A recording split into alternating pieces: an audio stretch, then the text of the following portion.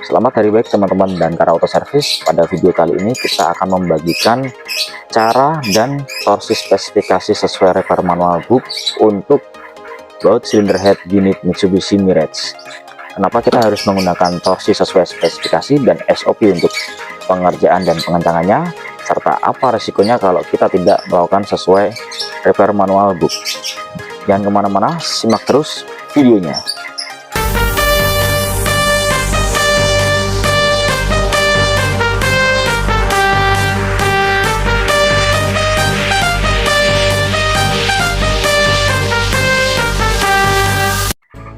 Nah, untuk yang pertama-tama teman-teman, setelah kita memasang baut cylinder head, kita kencangkan dulu di step pertama itu menggunakan kekuatan tangan ya teman-teman.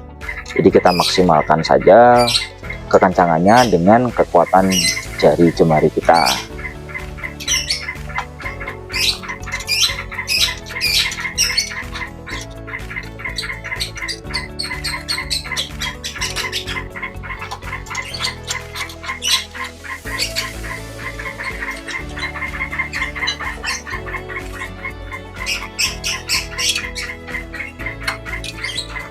Nah, kalau dirasa dengan kekuatan jari sudah mentok, sudah agak rapat lah ya untuk pengedratannya, step kedua kita gunakan saja kunci ratchet atau kotrek.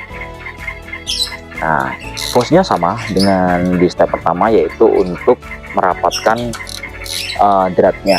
Nah, kenapa di step pertama kita menggunakannya jari? Jadi kalau dengan jari kan minimal kita bisa merasakan ulirnya itu selek apa enggak, dan kita saat mengencangkan atau memutar baut itu sudah tepat atau miring.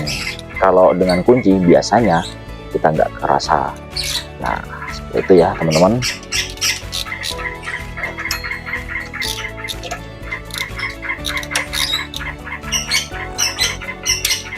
Oke, setelah ke-8 baut sudah kita rapatkan dengan ratchet atau kotrek di step kedua, selanjutnya kita akan mengencangkan baut dengan torsi spesifikasi sesuai repair manual book. Nah, jadi kita sudah siapkan datanya yang kita ambil dari repair manual komputer kita ya, kita tulis di sini untuk mempermudah. Jadi untuk torsi baut cylinder headnya adalah 24,5 Newton plus minus 2. Nah, itu untuk step satunya. Untuk step 2 nya nanti kita tambahkan lagi 180 derajat sampai 184 derajat. Untuk urutannya pun seperti ini ya teman-teman, sudah kita gambar. Jadi untuk 1, 2, 3, 4, 5, 6, 7, 8 dari ke baut cylinder head tersebut. Nah, ini tim kita sudah melakukan proses pengencangan sesuai torsi spesifikasi dari repair manual book. Nah, jadi sedikit mengingatkan ya teman-teman, untuk proses atau tindakan pengencangan baut cylinder head dengan kunci torsi atau kunci momen itu kita hanya butuh sekali klik. Jadi kalau mungkin teman-teman yang membiasakan diri dengan sampai klik, nah itu menurut saya sih kurang tepat gitu. Jadi kita hanya perlu sekali klik saja untuk sampai di titik torsi spesifikasi yang sudah kita setel di kunci torsinya.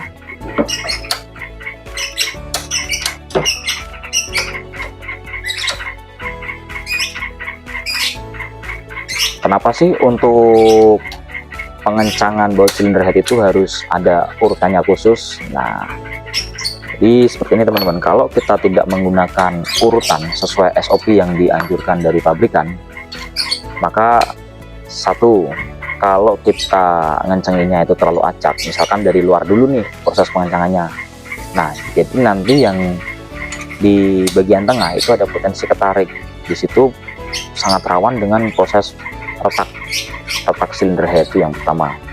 Yang kedua, kalau kita menggunakan kekencangannya sesuai urutan dari SOP pabrikan, itu nanti jatuhnya kerataan atau akurasi kerataan dari permukaan cylinder head, packing cylinder head dan blok mesin itu lebih presisi teman-teman. Jadi tingkat kerataannya pun lebih bagus. Nah, kalau tingkat kerataan lebih bagus, itu akan sangat-sangat meminimalisir resiko kerja dari proses overhaul cylinder head ini ya teman-teman.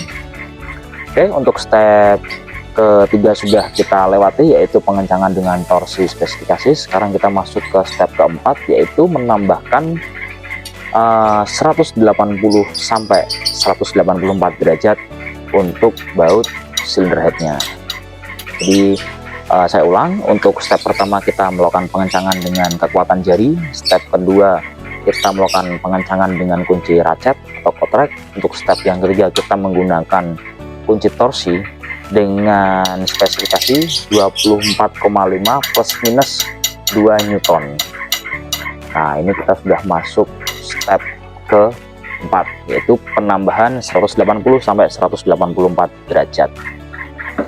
Nah, mungkin kalau ada teman-teman yang belum mempunyai SST atau Special Service Tool seperti yang kita gunakan ini, nggak ada salahnya kok menggunakan filling, selama filling kita masih ini ya, bisa berfungsi dengan bagus.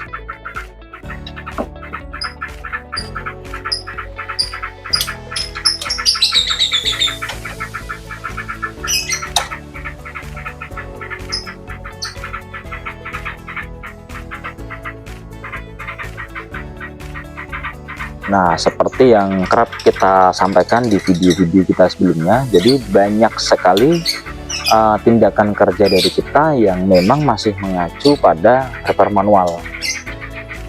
Jadi memang kita lebih nyaman untuk menggunakan spesifikasi teknis dari repair manual book yang direkomendasikan oleh pabrikan. Karena kita juga nggak berani ngasal kalau misalkan kita menggunakan standar kita sendiri. Misalkan kita menggunakan baut, kekencangan baut dengan standar kita sendiri, kan namanya otot manusia beda-beda ya, karena memang mungkin porsi makannya pun juga beda-beda. Yang ditakutkan kita hanya kira-kira, jadi mungkin si A kekuatan ototnya beda dengan si B, padahal objek kerjanya sama, misalkan baut cylinder head mirage. Nah, itu kan yang nantinya berpotensi lah memperkecil keselamatan kerja. Jadi seperti itu teman-teman. Kalau kita memang di Dankara Auto Service lebih nyaman menggunakan torsi atau spesifikasi sesuai repair manual yang disediakan dari pabrikan.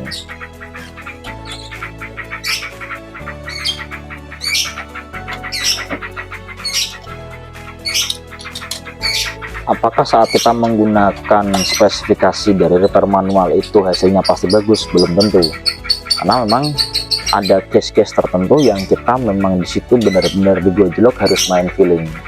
Nah, mungkin case-case tertentunya misalkan seperti ini, kita ngomongin ini ya, busi misalkan. Busi itu misalkan dengan standar 0,8, tapi karena kasus khusus kita harus merubahnya setelahnya di 0,7 misalkan, karena mungkin komponennya juga kondisinya udah memang butuh penyesuaian. Nah, itu baru kita nanti geser. Cuman kenapa kita masih nyaman dengan spesifikasi repair manual yang diberikan oleh pabrikan? Minimal kita itu punya benang merah atau arah pengerjaan kita itu seperti apa. Nah, saat kita akan memainkan proses modifikasi atau kita akan geser dari spesifikasi yang ditetapkan oleh pabrikan, minimal kita itu nggak terlalu ngawur gitu loh. Jadi misalkan seperti kita ambil contoh lagi busi ya, kalau misalkan setelan busi itu 0,8, ya kita nggak ngawur nantinya. Misalkan kita modifikasi jadi 0,01, kan itu kan terlalu jauh dari benang merahnya. Mungkin kalau misalkan kita mau modifikasi, kita bisa lari di angka 0,70 atau 0,9. Nah, seperti itulah. Bagi kami pentingnya mengacu pada standarisasi atau spesifikasi dari repair manual. Saat kita ingin mau modifikasi, nggak jauh gesernya dari benang merah yang sudah ditentukan. Seperti itu ya teman-teman. Nah, mungkin untuk cara ini bukan berarti yang absolut mempunyai kebenaran, enggak juga, karena memang semua itu tergantung gaya dari masing-masing bengkel atau teknisi yang melakukan tindakan pengerjaan.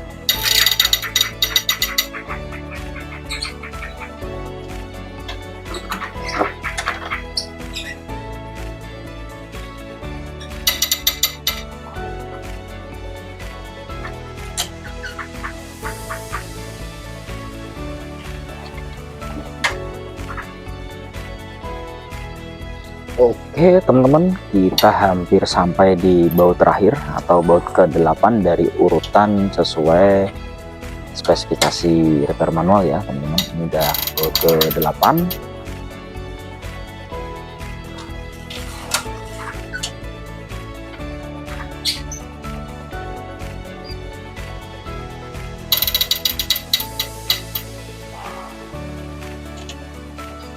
Ya, selesai sudah proses pengencangan baut cylinder head untuk unit Mitsubishi Mirage ini. Nah, semoga apa yang kita bagikan dapat bermanfaat, menjadi pengetahuan dan keilmuan untuk kita semua. Jangan lupa untuk tetap like, share, dan subscribe channel kita dan Kara Auto Service supaya kita tetap bisa berkembang dan memberikan pengetahuan-pengetahuan apapun yang kita punya tentunya dalam dunia otomotif. Salam sejahtera untuk kita semua.